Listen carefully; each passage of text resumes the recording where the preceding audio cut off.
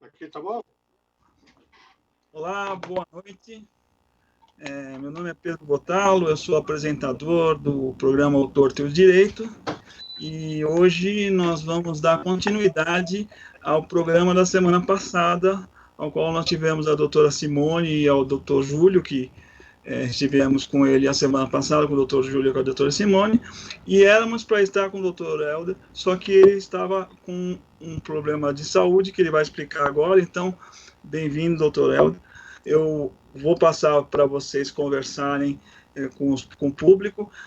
O intuito desse dia de hoje é responder as perguntas que ficaram em abertas da semana passada e também responder as perguntas que poderão surgir agora nessa live, né? Outra coisa que eu queria informar é o seguinte: esse programa não foi informado antes. Esse programa está sendo transmitido agora ao vivo, né, pela Vox, e na segunda-feira da próxima semana ele é transmitido pela Eco TV, tanto pela NET como pela Vivo TV, tá bom? Canal 8 ou 9 da sua TV. Eu não tenho certeza se a NET é 8 ou 9 ou se a Vivo é 8 ou 9, mas como é próximo, a NET é 9 e a Vivo é 8, tá bom? Na verdade, tá, eu tenho o maior prazer de inaugurar, vamos dizer assim, uma prévia. Essa semana já passaram as lives, já passou a live da semana passada, né? Então hoje eu fico feliz aí de dizer para todo mundo que a gente também está nesse outro canal. Boa noite, doutores e doutoras. Então, eu vou começar com o doutor Helder, até para ele explicar. Boa noite, doutor, fica à vontade. Boa noite a todos. Simone, Júlio, Pedro. Boa noite. É um prazer estar aqui. A semana passada, infelizmente, não pude participar. Problema de saúde, na realidade, hoje eu vou poder falar tanto como especialista como paciente. Eu acabei ficando internado por causa do Covid. Graças a Deus ficou tudo bem, mas acabei ficando um tempinho internado. E justamente foi na terça-feira, não deu para participar. Tá? Então, hoje, eu acho que eu posso falar das duas formas. Como paciente, né, para vivenciar talvez os temores, os medos dos pacientes, e falar como especialista. Desculpa. Bom, perfeito. Então, desculpa aqui, eu fiz um problema técnico meu. Então, hoje a gente vai estar com uma mesa já composta e completa, né? E o Dr. Júlio ele vai falar por duas experiências, ele como médico e ele como paciente, que isso é interessante. Boa noite, doutora Simone. Suas considerações iniciais. Bom, mais uma vez, nós gostaríamos de imensamente agradecer ao Dr. Pedro Bottalo, à Rede Vox TV, que nos dá essa chance de novamente estarmos aqui. É muito gratificante poder conversar com as pessoas e responder para as pessoas de uma maneira que elas possam, de maneira prática, utilizar as coisas que a gente fala para a sua vida. Nós não vamos nos ater a situações absolutamente técnicas. Eu acho que talvez o Helder vá pincelar alguma coisa. Hoje eu acho que as pessoas podem querer saber que tipo de exame eu faço ou eu não faço, os remédios, o que mudou, o que não mudou. A gente vai tentar falar de uma maneira que seja de um vocabulário para que todos possam facilmente entender. Não sei como a gente vai dividir as perguntas, mas nós vamos estar aqui e eu acho que o que for mais ou menos para a área de apertar para cada um, a gente vai se ajeitando.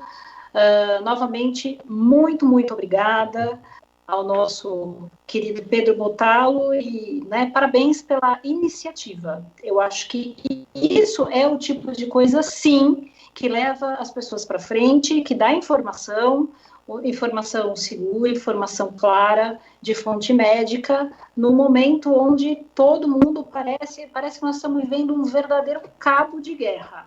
A cada dia as pessoas puxam a informação para lados antagônicos. Mas, enfim, muito obrigada e boa noite ao Júlio, ao Helder. Helder, que bom te ver! Então, eu cometi uma gafe aqui. O doutor Helder, completo do Dr. Helder José Minelli, né? E ele é infectologista, né? Então, desculpa, toda vez que a gente vai entrar, eu, pelo menos, eu tenho uma certa dificuldade com essa tecnologia, não que eu me sinta tão velho, é que eu tenho limitações, por enquanto, com ela. Então, é uma briga, como o meu assessor para assuntos tecnológicos, ele sempre tem muita coisa para fazer, os médicos também, a gente entra meio que em cima, então, peço desculpa. Doutor Júlio, fica à vontade aí para o senhor. Obrigado, boa noite, é um prazer estar aqui com vocês de novo. Helder, é bom te ver bem. Agora, para fazer uma live aqui com a gente, falar suas considerações, eu agradeço ao Pedro pela iniciativa. E hoje, basicamente, vamos tentar fazer um bate-papo aí de conversa, de perguntas e respostas, e basicamente ver o que, durante essa semana aí, o que mudou e quais são as perspectivas aí para o próximo mês e para o futuro. Tá, então, para a gente ter um início, meio e fim, eu queria falar, doutor, se você puder passar, doutor Helder, que a doutora Júlia e a doutora Simone já fizeram isso a semana passada, um pouquinho da sua experiência, esse lado que o senhor passou aí com relação a ser paciente e médico ao mesmo tempo, dá uma pincelada para a gente, por favor. Bom, eu sou médico infectologista, tá? Tenho 30 anos de formado, 25 como infecto, né, de formação. Desde o início da pandemia, eu estou atendendo praticamente só paciente com Covid. No Hospital Geral de São Mateus, eu fiquei praticamente desde o dia 28 de março até domingo, dia 25, quando eu acabei me afastando, atendendo praticamente só os pacientes no gripário, né, com suspeita e diagnóstico de Covid. Tá? Além disso, eu trabalho em 2 CCIHs, né, faço controle de infecção, e nesses hospitais também a gente acaba vendo só paciente com Covid. Na maioria das vezes, a gente é pedido para fazer avaliação. Então, eu estava no olho do furacão mesmo, né, com toda a prevenção que você tem, uso de máscara, tudo, mas era uma questão de talvez tempo. Mais cedo ou mais tarde eu deveria acabar, né, seria muito difícil ter me infectado, me contaminado. Eu acabei começando a ter o sintoma no dia 25 de maio. Tive um sintoma gripal leve, né, no dia 25. Tomei um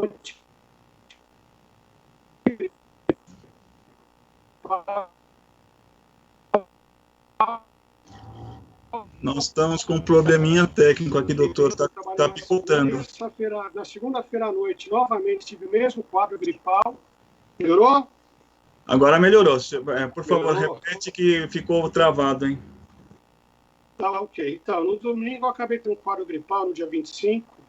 Tomei o antigripal, fui trabalhar na segunda-feira normal. Na segunda noite, novamente tive um quadro gripal e também melhorei com o antigripal da mesma forma que no domingo. Mas por saber que eu estou direto em contato com o paciente com patologia que é fácil de contaminar, né?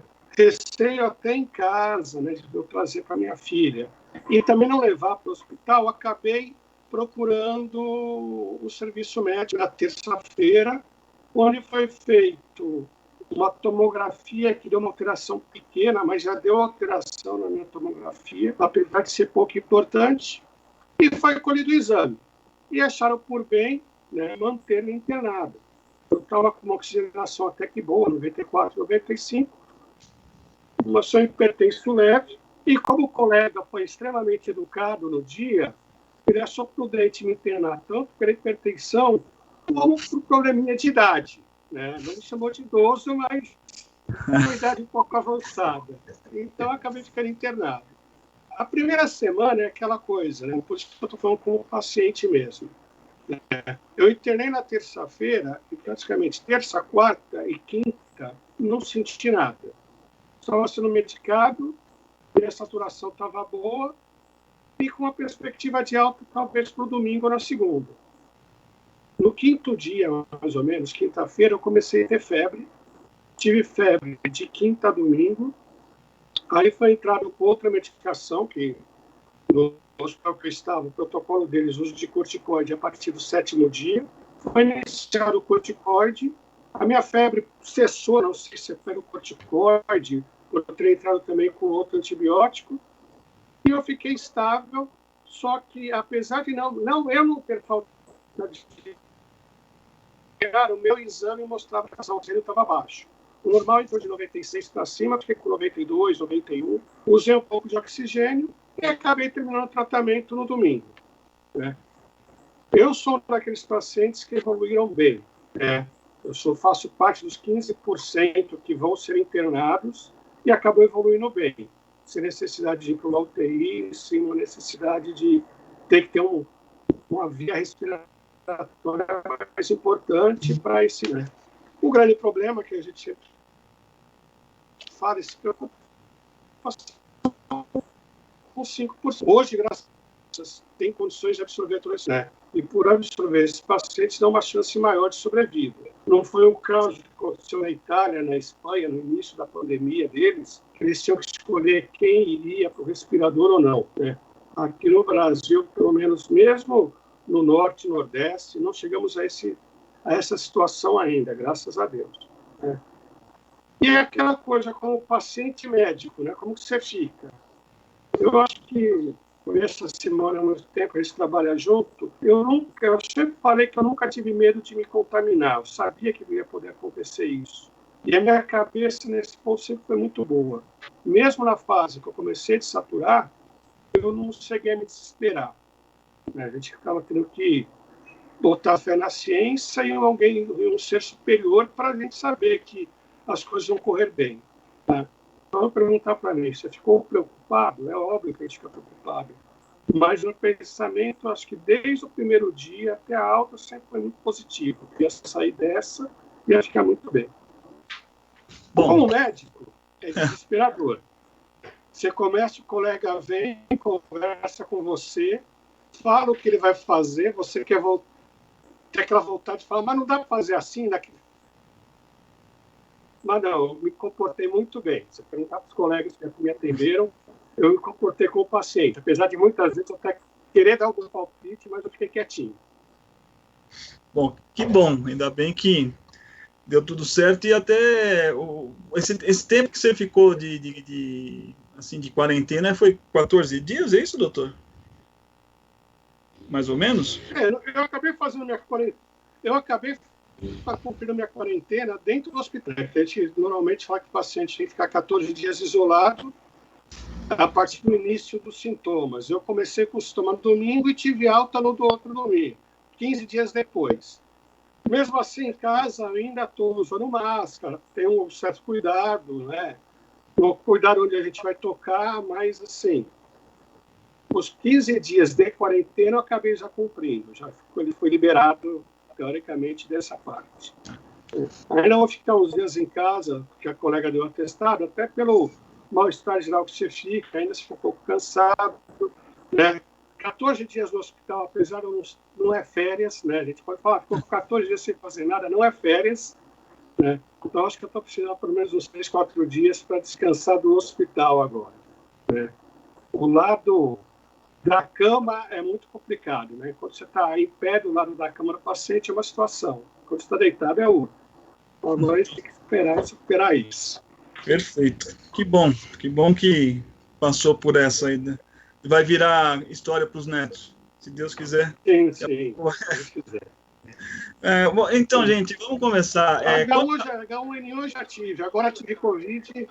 Então, quando se fizer a terceira, dá para pedir música aqui com a gente, hein? Brincadeira. Eu pedi música na próxima. Então, a gente tem algumas perguntas da semana passada e algumas começaram a aparecer aqui nessa semana.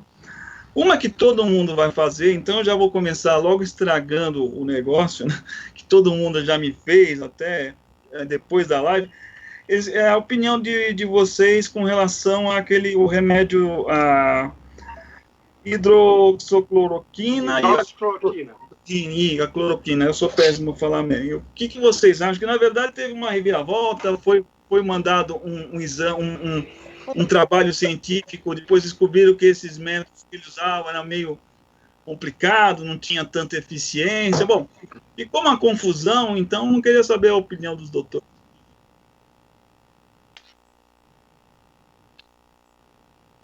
acho que vai sobrar para mim começar, né? Deixa o Helder começar, depois a gente vai. Deixa eu começar. Então, a hidroxicloroquina é uma medicação antiga. A gente a usa principalmente para malária e o reumatologista para algumas doenças inflamatórias. Ela é um anti-inflamatório potente. Tá? A grande discussão, quando começou o trabalho, o primeiro trabalho que apresentou no início, finalzinho de março, começo do francês, que depois mostrou que ele tem uma eficácia num número de pacientes muito pequeno. Doutor Helder, desculpa. Nós estamos tendo o mesmo problema técnico que nós tivemos a primeira vez. Está cortando de novo. Melhorou? Melhorou, agora está melhor. Desculpa, viu? O pessoal não está entendendo. Imagina. Então, o trabalho que mostrou eficácia, que foi no final de março, um trabalho francês, tinha um número de pacientes pequeno. E continuou sendo pesquisado e saiu há 2 semanas atrás um trabalho no Lancet, que é uma revista conceituada, que mostrou que a eficácia da cloroquina, da hidroxicloroquina, em pacientes não era tão boa quanto o risco. E depois teve uma reviravolta mostrando que foi uma falha. Se você perguntar para mim, você usaria hidroxicloroquina? Eu não usei, né? No hospital que eu estava, não estava usando como protocolo. Não sei se no paciente um quadro mais grave, um paciente entubado, não é uma opção. Né? A gente acaba até utilizando isso no UTI que eu trabalho, né? Está sendo usado ainda. A grande discussão é para os pacientes bons, os pacientes nem como eu fiquei, mas aquele paciente que faz o exame, descobre que está com Covid e está muito bem em casa. Porque 80% dos pacientes vão ficar muito bem em casa. O grande medo é usar essa medicação para esses pacientes. O risco-benefício dela não é claro. Eu acho que a discussão a nível hospitalar, eu acho que vai depender da gravidade do paciente, do aceite da família, tem uma série de coisas que ainda vão ser discutidas. Mas o uso domiciliar é muito complicado. Eu não prescrevo, né? Eu acho que a gente tem que ter uma série de cuidados, né? Porque, por mais que fala que o risco é pequeno, se um paciente tiver uma alteração cardíaca, uma bradiarritmia, ele pode ir a óbito, uma morte súbita, sem você saber nada em casa. É raro? É raro, mas eu falava isso para os residentes. Não adianta falar que é 1 em 1 milhão, quando acontece com o seu pai, com a sua mãe, com o seu esposo, você não quer saber do restante. Então, no momento, eu ainda não tenho subsídio e coragem para dar a hidroxicloroquina a nível ambulatorial. Eu não prescrevo. Doutor Júlio, doutora Simone. Bom, vamos lá. A hidroxicloroquina, como o Helder disse, era um potente anti-inflamatório. Então, talvez, nessa visão, o corticoide também é uma droga com potencial anti-inflamatório.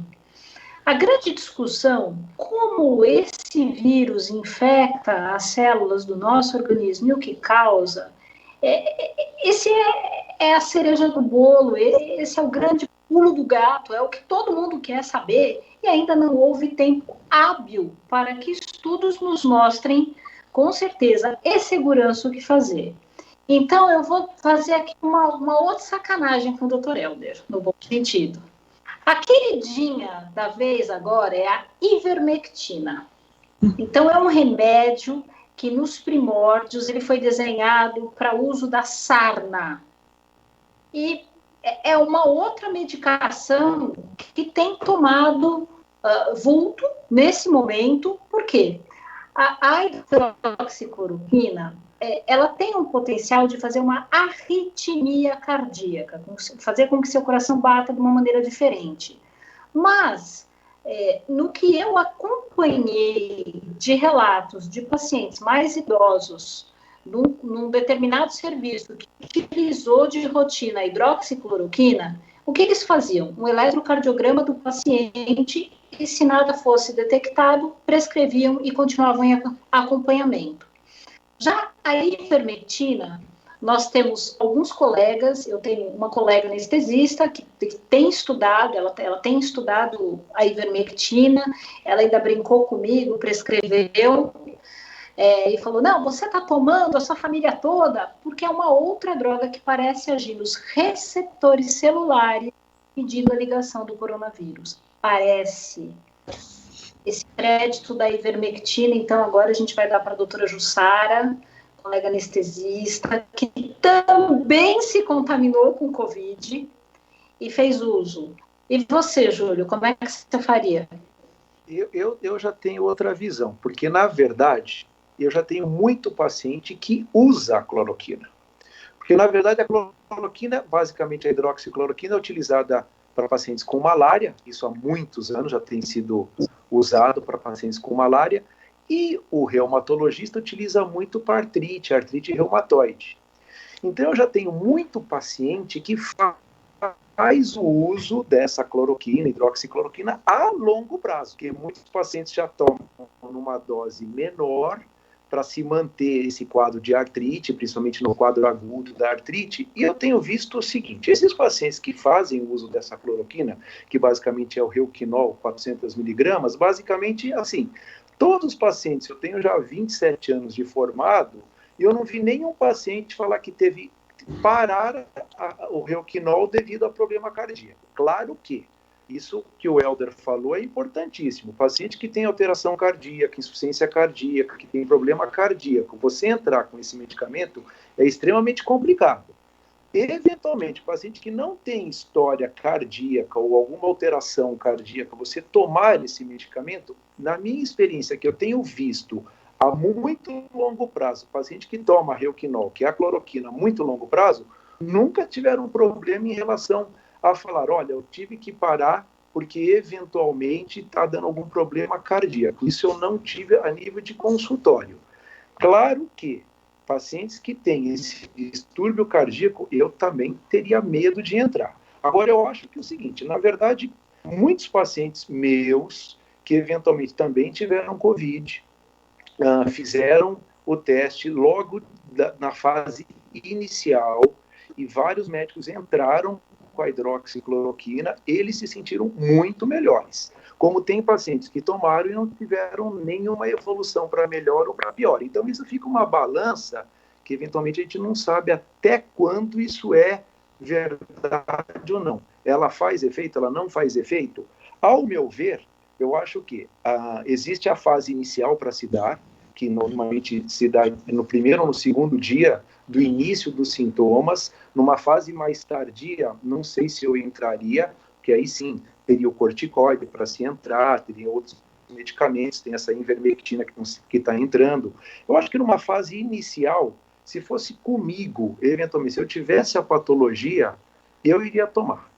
Independente, poderia fazer um eletrocardiograma, eu não tenho distúrbio cardíaco. Se eu sou testado positivo para COVID no primeiro ou segundo dia, mesmo que o Helder falou, sem sintomas, eu vou poder ter ou não sintomas. Se eu tomar cloroquina ou não, eu vou desenvolver ou não, isso ninguém sabe, vai depender muito do organismo. Mas, na minha opinião, se fosse comigo, eu tomaria a cloroquina sim, eu entraria. Deixa eu fazer uma pergunta, essa é minha por enquanto. O doutor me falou do uso de medicamento, desse medicamento que a doutora Simone colocou para nós, uma outra situação, pessoas que têm continuidade de usar esse tipo de remédio. Essas pessoas, alguém contraiu a Covid? Você tem esse histórico dessas pessoas que têm esse uso de contínuo desse novo remédio que a doutora Simone falou? Claro que não usando para a Covid, elas adquiriram essa doença ou não? Nenhuma dessas... A ivermectina, você não faz uso contínuo. Vai lá, eu acho que você não entende. Assim, Pedro, eu vou reajustar essa bola antes do Helder, mesmo ele querendo bater em mim depois. Olha só, hoje eu li um estudo, porque é o que o Helder e o Júlio falaram. É um momento onde são muitas as informações que diariamente nos chegam. E as informações, elas estão desconexas. Depois o Helder vai falar o que a OMS falou ontem. Foi um desastre no mundo, que quem é assintomático não transmite Covid-19. Isso foi um desastre.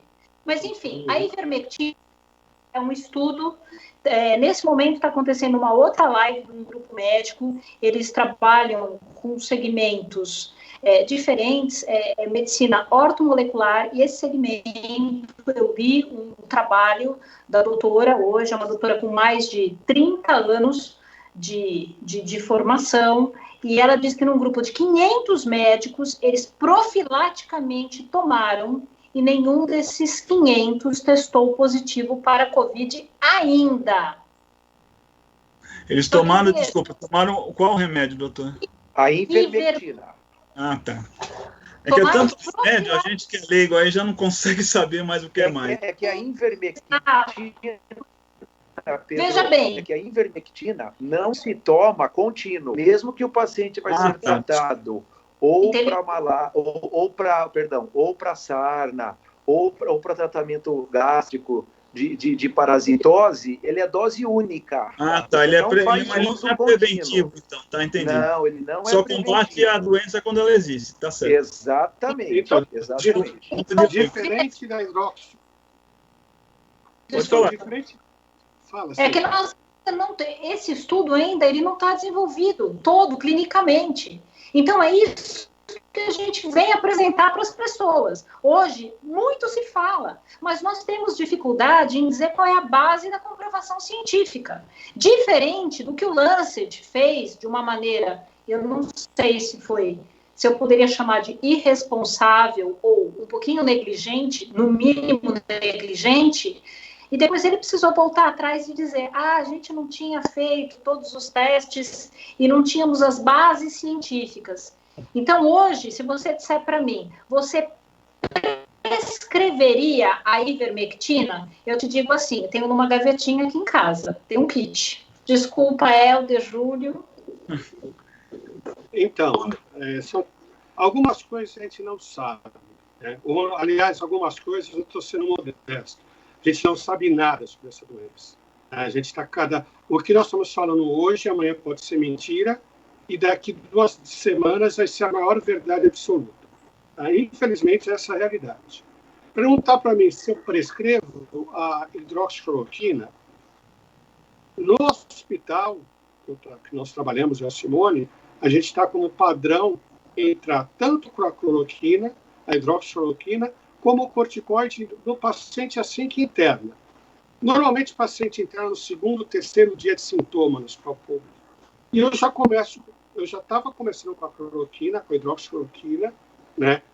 2 comprimidos no primeiro dia, mais 4 comprimidos nos dias subsequentes, e depois, associado a isso, o corticoide, logo no 3º dia, 3º, 2º, 4º dia. A nossa alta, no número de pacientes de alta, nos pacientes internados na enfermaria, estava muito boa. Só bateram mais de 80%, 90% de alta desses pacientes, tá? Usando tanto a cloroquina como o corticoide. Se ele melhorou por A ou por B, não sei. Só que, coincidentemente ou não, um pouco antes de eu ser internado, foi quando saiu o trabalho do Lancet, como começou a discussão da cloroquina, tá?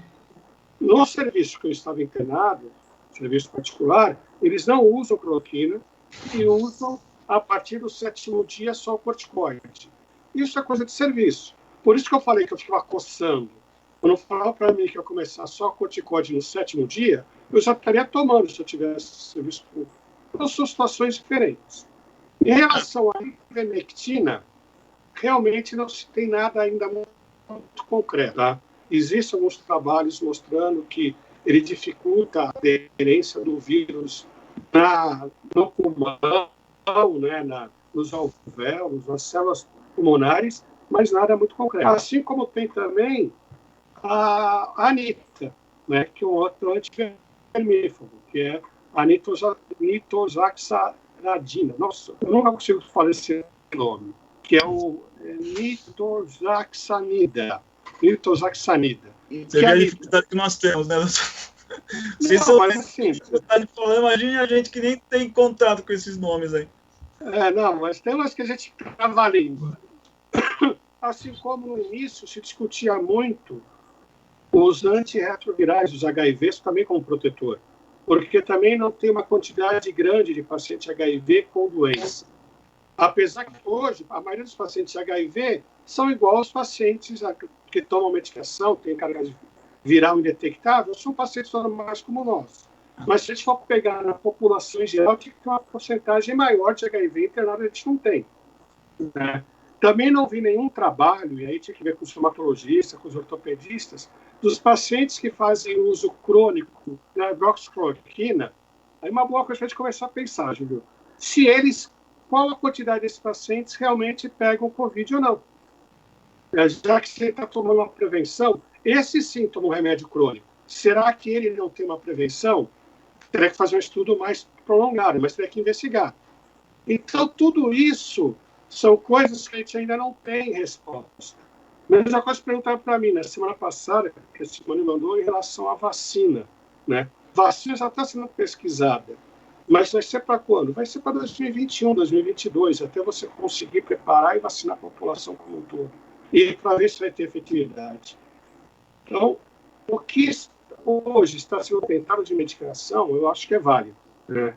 Eu acho que tudo é válido desde que tenha algum embasamento científico com um segmento depois.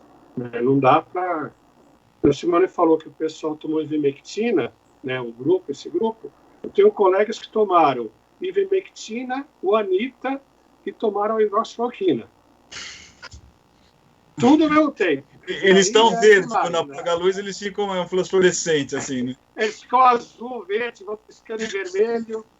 Cada um faz uma coisa. Deixa eu aproveitar só um pouquinho. Doutor Júlio, deixa eu só aproveitar aqui que essa aqui eu acho que encaixa legal para vocês até me responderem aqui. Tem um monte, mas o Marcos Rubia, ele me deu a pergunta falando assim: opinião de vocês sobre a declaração do prefeito de Nova York dizendo que há uma parcela expressiva de contaminados, aproximadamente 80%, teriam sido contaminados estando em isolamento em suas casas. Então, desculpa, doutor Júlio, é que eu já vou encaixar, que tem um monte, daqui a pouco a gente vai ter que... Meu Deus, fui embora. A Simone ficou emocionada com a pergunta. A Simone ficou emocionada, até caiu o negócio. Falou em Nova York, eu fiquei emocionado. Eu tinha que pegar a mala de viagem já. Vai lá, desculpa, doutor Júlio, desculpa. Não, tranquilo. Pode continuar o pensamento. Não, só uma coisinha, só uma coisa. Se eventualmente a cloroquina ou hidroxicloroquina fosse um remédio muito maléfico ou muito ruim, ele não estaria no mercado há 30, 40 anos. Então vamos pôr isso na cabeça. Se medicamento é usado, é prescrito mundialmente para malária, a África toma isso como se fosse aspirina, porque na África é onde mais tem malária no mundo. E eventualmente não é uma medicação que traz tanto efeito colateral. Se tivesse matado muita gente de problema cardíaco, já tinha saído do mercado há muito tempo. Então, vamos pôr isso na cabeça. É um medicamento bom, que hoje a gente sabe que é para malária e para artrite. Para a Covid, no futuro, vamos saber se vai ser bom ou não, mas também não é um medicamento que tem que ter tanto pânico de utilizar e achar que vai dar problema. Então, essa é a minha opinião. Em relação ao isolamento, que ele declara que 80% da população que pegou está em isolamento, mas o que é estar em isolamento? Essa pessoa recebe medicação, essa pessoa recebe alimento em casa, essa pessoa está em casa, ela recebe pelo elevador a comida, e o vírus não está nessas regiões também? Será que na hora que ele foi pegar alguma coisa, ou será que na hora que ele foi receber um pacote de uma medicação, esse vírus a gente sabe que está lá presente, ele não morre de imediato. Será que foi feita uma boa higiene e eles também não se contaminaram? Então não significa... Eu tive um paciente que a esposa dele falou que de hipótese nenhuma eles saíram, a família inteira pegou e ele faleceu. Nossa. E não sabe de onde que pegou. Mas que ele não tinha saído de casa, ela falou que não tinha saído de casa. Então, até quanto um isolamento faz com que você não pegue esse vírus? Não significa que você está isolado em casa, só se você estivesse numa bolha que não recebesse absolutamente nada. Agora, em casa, você tem a frequência, você recebe comida, alguém que está em isolamento, alguém tem que ir no mercado, alguém tem que fazer uma compra. Então, essa pessoa, ao sair e ao voltar, o isolamento já terminou. O quanto essa pessoa teve de higiene, como que ela chegou em casa, se ela teve a precaução de ter o contato com o familiar em casa. Então, falar que estava em isolamento e 80% pegou, eventualmente alguém que esteja naquela casa deve ter saído e ter tido contato com alguém. Perfeito. Vamos lá. Veja, cada vez que chega alguma coisa, você tem que higienizar o pacote. Então, as aspergir álcool 70%, esperar por 2 horas, abrir o pacote, ou você chega no supermercado, você tem que lavar todas as latas, todos os pacotes. Veja que isso não é tão simples. Houve uma atriz famosa que veio a público dizer que ela se contaminou no elevador. E aí eu pergunto, nenhum funcionário na casa dela? Porque um funcionário na casa, ele chegou a casa como? Que meio de transporte ele utilizou? Toca na maçaneta, toca na porta, toca... Um elevador, quantas pessoas tocam nos botões do elevador? O entregador, o seu porteiro. Então, entenda que essa cadeia, ela se desfaz muito rapidamente. Algumas pessoas acham que o isolamento, e eu não estou aqui dizendo, pregando contra, não é isso. Mas nós deveríamos entregar comida para o idoso higienizada. Porque quando ele toca em tudo que ele está recebendo de fora, tudo bem contaminado. Ele se contaminou. Então, acho que uma coisa que tem que ficar clara, né, isso é quase impossível. A gente tem que fazer isso, mas a gente sabe da impossibilidade de fazer esse tipo de coisa. Eu sempre comento que assim, eu acho que eu não me contaminei, é óbvio, pode ser pelo ar, mas dificilmente a gente contamina via aéreo. Hoje em dia, ainda mais todo mundo usando máscara, é tão difícil você se contaminar dessa forma. A nossa forma de se contaminar é pelas mãos. Eu vou, em algum momento, tocar em um local contaminado, por maior cuidado que eu tenho. Não adianta eu acabar de lavar a mão e encostar numa maçaneta, depois de usar o álcool gel, encostar no botão do elevador, algum local vai ter o vírus. E por mais cuidado que você tenha, você vai acabar tocando a mão no rosto. Isso, infelizmente, é óbvio. Pedro acabou de se coçar o Pedro. Isso daí eu já... Se eu fosse médico ou profissional de saúde, eu já tinha pego. Eu sempre, toda vez que falo não coça, eu coço. É uma coisa incrível. E hoje já sabe, né, Pedro, que a maior fonte de contaminação, na verdade, são as mãos. É a mão contaminada que você leva a boca, a via aérea, o olho, que vai te contaminar. Então, às vezes muitos falam que usar a máscara, você usar o álcool gel, é a mão que vai te contaminar. E a mão você não tem onde... É hábito você colocar nas coisas, você passar nas coisas. Então, você vai ficar lavando 24 horas as coisas. Só se você não colocar a mão em nada, né? Entendeu? É muito difícil. Por exemplo, esse uso de máscara, é claro que tem uma série de máscaras, mas é máscara de tecido, a maioria, porque a máscara profissional, além de ser cara, você não tem para acessar. Então, você põe a máscara. Vocês que são profissionais já estão em dificuldade, porque a máscara não é uma coisa confortável. Eu estou falando por mim. Eu ponho a máscara, mas eu começo a me coçar, porque aquilo coça, aquilo atrapalha. E é involuntário, não é uma coisa que te fala, eu fiz de propósito. Claro que não, eu não quero me contaminar, eu só estou falando que eu só consigo fazer desse jeito. Então, isso é muito difícil mesmo. Então, eu sempre comento uma coisa, que quanto mais você se sentir seguro, mais fácil você se contamina, mais fácil você comete erros. Tem uma cena que eu vi, até antes de eu me internar no mercado, uma pessoa desceu do carro, ele estava com uma máscara, com uma viseira, aquela protetor facial, e de luva. Andou o mercado inteiro dessa forma, com luva. Manipulou tudo com a luva. Entrou no carro dele, ligou o carro dele com a própria luva. Quer dizer, a luva está protegendo a mão dele, mas o volante, a maçaneta do carro, Aonde ele vai tocar, talvez ele está levando tudo. Uma hora ele vai tirar essa luva, a não ser você ficar de luva em casa o tempo todo, mas aí vai manipular todos os locais que a luva vai contaminar. Então, não é essa coisa. Tem que ter um cuidado. Acho que chegar em casa, lavar as mãos, o uso de álcool gel é importante, né? Hora de receber a comida, receber alguma coisa, tentar higienizar. Né? Só não dá para colocar álcool na comida, assim, que aí vai ficar meio complicado. Aí o velhinho vai pode ficar acabar, né? Dependendo da comida, Mas no resto, acho que tem que ter essa prevenção de lavar as mãos, né? A quantidade boa em casa, mas como o Jesus falou, não vai ficar lavando a mão 24 horas por dia. Um momento você vai ter essa falha, né? E evitar ao máximo tocar no rosto, né? Roer a unha, tudo isso que a gente orienta, mas a gente acaba fazendo. Então tá, deixa eu fazer, tem uma série de perguntas aqui que eu gostaria de fazer, que a gente está, é claro, de novo, a conversa é muito boa e a gente está...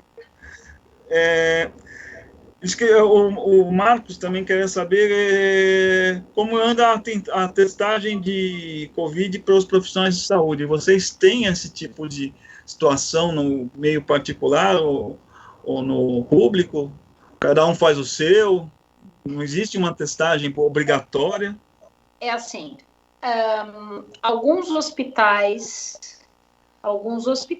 estão pedindo para que os profissionais façam sua testagem a cada 15 dias.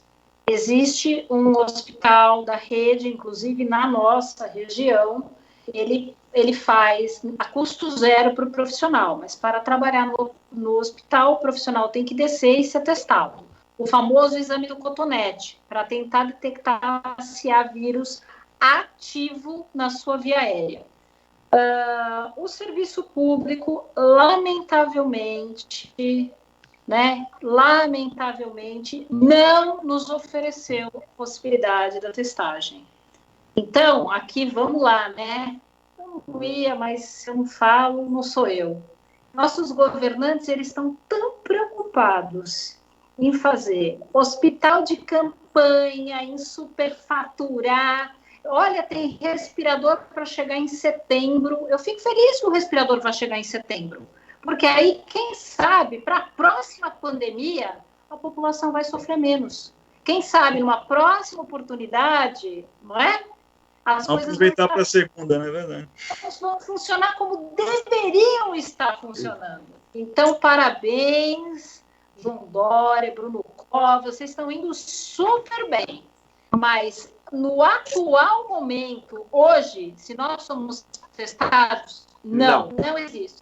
Semana passada, o nosso prefeito de Santo André fez a testagem para profissionais de saúde, alguns puderam se cadastrar e fazer. Foi uma iniciativa legal do Paulinho Serra, aqui em Santo André. São Caetano teve também, e São Bernardo eu não tenho também. Também teve. Os prefeitos e do ABC fizeram uma ação, mas, lamentavelmente, o Estado ainda não se pronunciou.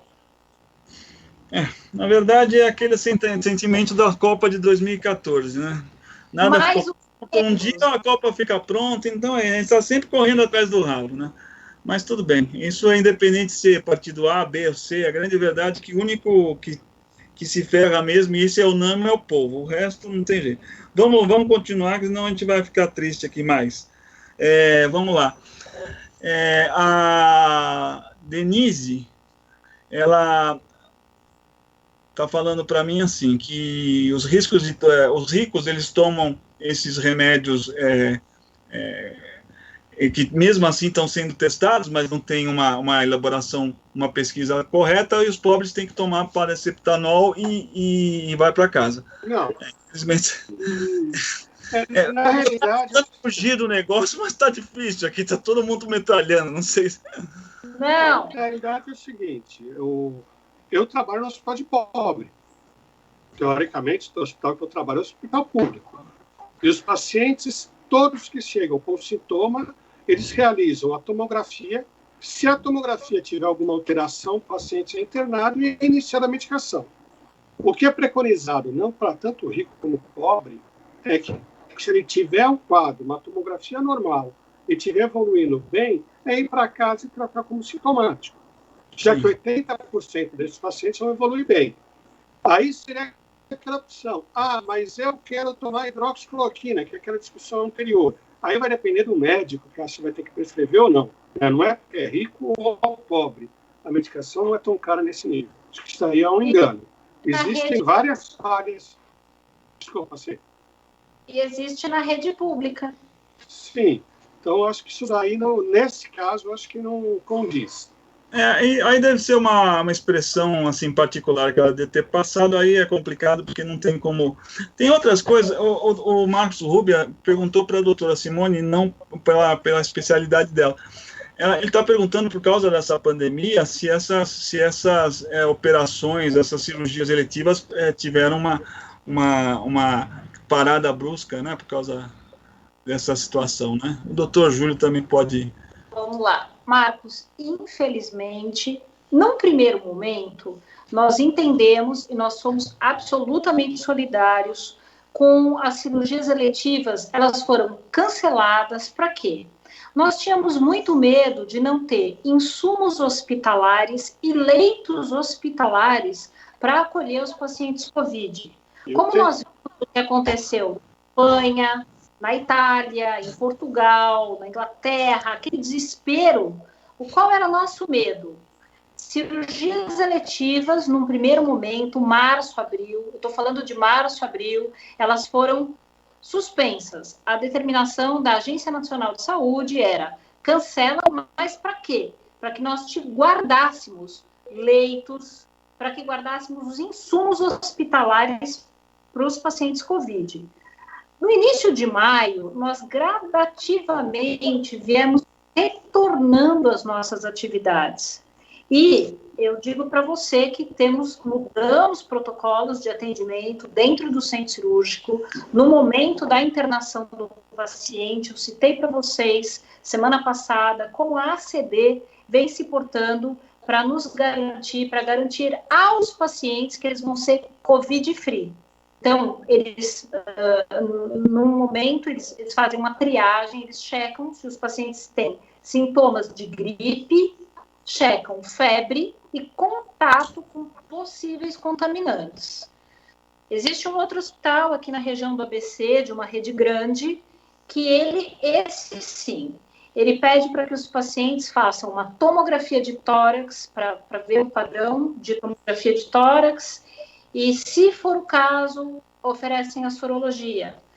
Pacientes de cirurgia plástica estão retornando também no mesmo esquema, faz a sorologia e vai para a cirurgia. Então, nós dizemos assim, o momento, o mundo não parou, as fraturas continuam acontecendo, as vesículas continuam inflamando, os apêndices continuam inflamando, as barrigas continuam a dar problema, os pacientes caem, é fêmur, é tornozelo, é braço, é neurológico, é hematoma subdural. Esses pacientes têm que ser operados. Bom, vamos lá, gente. Tem uma pessoa aqui, um tal de Dario Caselli, eu não conheço bem o nome, não conheço a pessoa, não sei, deve ser essas pessoas diferentes, né? Ele está perguntando se é importante ter um diagnóstico logo no início, né? Ou ter um leito de UTI como garantia. Devia perguntar para a esposa dele, que está do lado dele. Ia responder mais fácil. Agora, pô... Doutor Helder. Vamos dar essa chade. Vamos dar o Helder, né? Vamos dar essa chade para ele aí. Eu acho que o diagnóstico precoce é muito mais importante. Tá? Eu acho que saber mais rápido é importante. Como eu falei no início, eu deixei de ser tigrão. Eu comecei com quadro gripal e achei melhor ir fazer o exame. Né? Fiz o exame e deu positivo. O que se importava? Eu já até nem ter ficado internado, mas eu teria ficado isolado, não transmitiria em casa, porque eu saberia que eu estava com diagnóstico, e também não ia transmitir para as pessoas que eu estava trabalhando. Né? Porque terça-feira, quando eu fui para o hospital, eu fiquei muito bem na terça-feira. Se tivesse ido trabalhar, eu ia trabalhar normal e achava que era uma gripe e não tinha tido nada. Mas podia estar transmitindo até agora. Né? O nosso Simone falou sobre a OMS que hoje acha que a baixa incidência de transmissão nos pacientes assintomáticos, isso daí é de novo, é uma suposição. A gente não vai ter esse dado tão concreto ainda. No meu caso, veio positivo o meu swab. Quer dizer, se eu tenho swab positivo, eu estou transmitindo provavelmente, eu tenho vias aéreas contaminadas. Quantas pessoas eu teria contaminado, talvez em 2, 3 dias, que eu não tivesse de fazer o teste? Né? Então, acho que é mais importante o diagnóstico precoce do que o leito da UTI. Deixa eu já emendar uma pergunta aqui da Cristiane. Ela disse assim: estou há 41 dias positivo para Covid. O PCR 2x, 2 vezes, eu de hoje, 10 dias atrás, fiz a sorologia e o resultado foi positivo. Eu não entendo nada dessa parte médica, mas segundo o que eu entendi, ela está há 40 dias com Covid positiva, né? E não parece que não dá um resultado que ela continua. É isso mesmo que eu entendi? Doutor? Pelo que eu estou entendendo, não sei se é o PCR ou o PCR 2x, eu acho que 2 vezes, já fez o PCR 2 vezes, e hoje, há 10 dias atrás, e a sorologia continua dando positiva. Então, eu tenho que ver quando que ela fez esse PCR. Né? Se foi 10, 15. O PCR, normalmente, fala-se que até 15, 20 dias pode ser positivo. Mas tem já trabalhos mostrando que ele pode ter um tempo maior de positividade. O problema é que o PCR, ele é um exame que a gente fala que ele é qualitativo e não quantitativo. O que significa isso? Ele é positivo ou negativo. Se o valor, por exemplo, até 10 seria negativo, estou extrapolando como número, se o paciente tiver 1.000 ou tiver 11, vai vir positivo. Né? Então, pode ser que ela tenha um PCR que estava caindo, mas ainda veio positivo. O outro exame que você me falou, talvez seja a sorologia. Né? Que aí a sorologia, ela é anticorpo IgM, que é anticorpo de doença aguda, e o IgG de doença crônica já. Na verdade, não é doença. Nem o IgM, nem o IgG, eles são o vírus. Eles são anticorpos. São presença de anticorpo. Então, ela pode ter agora um IgG positivo, não sei se é esse o resultado que ela tem, e ela vai perdurar para o resto da vida com isso. É o que a gente espera. Então, não significa que ela tenha doença. Né? Então, eu teria que ver qual o exame que ela tem. A sorologia dela, se for sorologia IgG positivo, talvez seja para o resto da vida. Assim como quando a gente tem sarampo, quando a gente tem rubéola, cachumba, faz a sorologia, tomou vacina, ou teve a doença e vai ser positivo. Agora, para entender. Tem uma pergunta do Pedro Caselli, e já deixar parabéns para ele antecipado, dizendo daquela situação da OMS, né, que pacientes assintomáticos não transmitem, vocês já até falaram. Eu não sou médico, mas eu acho isso aí, desculpa, eu acho meio... Os caras estão falando coisa que eles não estão sabendo. E é verdade que os fumantes têm menores chances de adquirir a doença? Isso é o tamanho do Pedro. Foi o que ele me falou também. Não faz essa cara. Eu vou enganá-lo amanhã. Quem, eu ou o Pedro? O Pedro. Ah, tá bom. Então, eu já comentei, essa coisa da OMS é meio baseada em si. Né? Ninguém tem dados concretos, é muito complicado. Né? É aquela coisa, né, que às vezes o médico com 3, 5, 7 anos de formado fala da minha experiência como se fosse 50 anos de formado. Hoje ele está falando na nossa experiência de uma doença que tem 5 meses. Então não dá para ter dados sobre nada. Também, de novo, tem uns 2, 3 trabalhos, eu também não cheguei a tentar ler muito sobre isso, porque da mesma forma fala que é eficaz, fala que tem risco, que a nicotina dá uma proteção com o alvéolo pela presença da nicotina. Também nunca vi isso muito explicado. Fala, Cê. Olha só, jamais nós vamos aceitar que um paciente que tem uma via aérea prejudicada, como é o caso do fumante, ele vai ter mais proteção. Então, é por isso que pacientes asmáticos, bronquíticos, fumantes, todo mundo que tem alguma coisa de diferente na via aérea, ele não é mais suscetível a contrair a doença ou não, mas eu garanto para você que o tratamento dele vai ser pior. Imagine a desgraça que vai ser esse paciente entubado. Um paciente fumante entubado, um paciente bronquítico entubado, asmático entubado. A intubação é o momento final, não vou dizer final, não foi feliz a palavra, é um momento onde a doença já tem uma gravidade ímpar. Então, nesse momento, intubar um paciente com hiperreatividade ou com alteração de via aérea, então, desculpe, não vamos aceitar que a nicotina protege nada. Ela protege o bolso de quem faz carro. O pessoal da Souza Cruz ficou tão legal, ficou tão feliz por uns minutos, falou, nossa, resolvemos o problema, vamos ter que abaixar os impostos. Gente, desculpa de novo, nós vamos ter que encerrar. Vou deixar todo mundo falar. Infelizmente, eu achava que 1 hora é muito, mas não é, pelo jeito. A gente pode fazer um programa de 2. A gente não vai faltar oportunidade para a gente voltar a esse assunto, não tenho a menor dúvida. Eu vou deixar vocês aí para se despedirem. Gente, as perguntas que não foram respondidas, me mandem por e-mail, botalo50@gmail.com.br. Eu retransmito para os doutores e passo para eles responder de vocês. Mas não vai faltar outra oportunidade, tá bom? Então, gente, muito obrigado. Vou deixar todo mundo se despedir. Primeiro o doutor Helder, que ele não esteve, ele tem que ter mais tempo, que a semana passada ele não estava com a gente. Estava assim, espiritualmente, mas fisicamente ele estava em outro lugar. Boa noite. Obrigado pelo convite. Se precisar, estamos dispostos. Vamos conversar mais vezes. Se a Simone me deixar, é claro, né? Não, deixa eu te falar. O Gil, coitado, nem conseguiu falar. Simone, eu acho que foi uma indireta. Queria falar nada, mas pintou um clima aí. Depois que desligar, é melhor vocês conversarem sozinhos, viu? Boa noite, pessoal. Tudo de bom. Até a próxima. Obrigado, doutor. Muito obrigado. Eu vou deixar a Simone por último, que vai vir a resposta. Doutor Júlio. Obrigado, agradeço de novo a participação, a oportunidade. Vamos tocar em frente.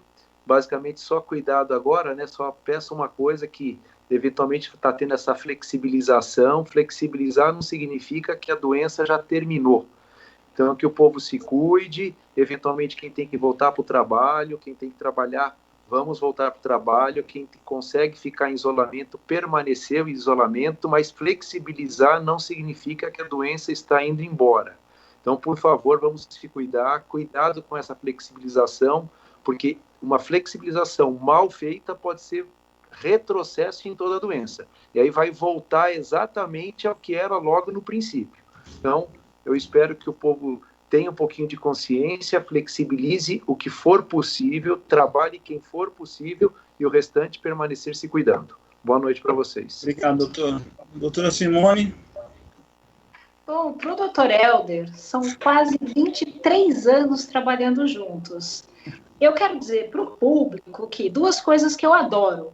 Falar com os meus amigos, quem me conhece sabe que eu falo mesmo pelos cotovelos, e outra coisa que me emociona é falar de viagem. Então eu estou absolutamente em casa, porque eu estou falando com os meus amigos e estou falando de viagem. Para me despedir, eu quero dar os parabéns para o doutor Pedro Botalo, hoje é aniversário dele. Ele está parabéns, Pedro! Muita saúde. Obrigado, gente. Obrigado. É um prazer fazer aniversário falando com vocês num programa que começou numa brincadeira e está tomando um corpo legal. Obrigado mesmo. Eu não vejo a hora de te dar um abraço. Se Deus quiser, daqui a um tempo. Se der mais um tempinho, mas vamos fazer. Agora, eu agradeço demais. Gente, só lembrando, nós vamos passar esse programa, vai ser retransmitido pela Eco TV segunda-feira que vem. Canal 8 e canal 9, né, NET e Vivo. Semana que vem nós temos um outro programa. Não vai faltar oportunidade de a gente ver esse time de craques aí para a gente falar sobre outras coisas, também sobre a Covid, se for o caso, mas de outras situações. Eu agradeço demais. Eu só queria dar uma envenenadinha. A gente sabe que a senhora gosta de viagem, que quando falou de Nova York, a senhora saiu para pegar a mala já. Já estava pegando, tirando a naftalina, né, pegando o passaporte. Calma, não, agora não. Falar, deve estar barato, agora deve estar barato.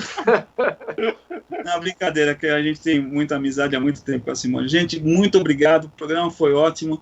Vocês são um time de primeira. Muito obrigado mesmo. Obrigada. Obrigado, boa noite. Boa noite. Boa noite e até a semana que vem, todos os nossos telespectadores e ouvintes, tá bom? Obrigadão.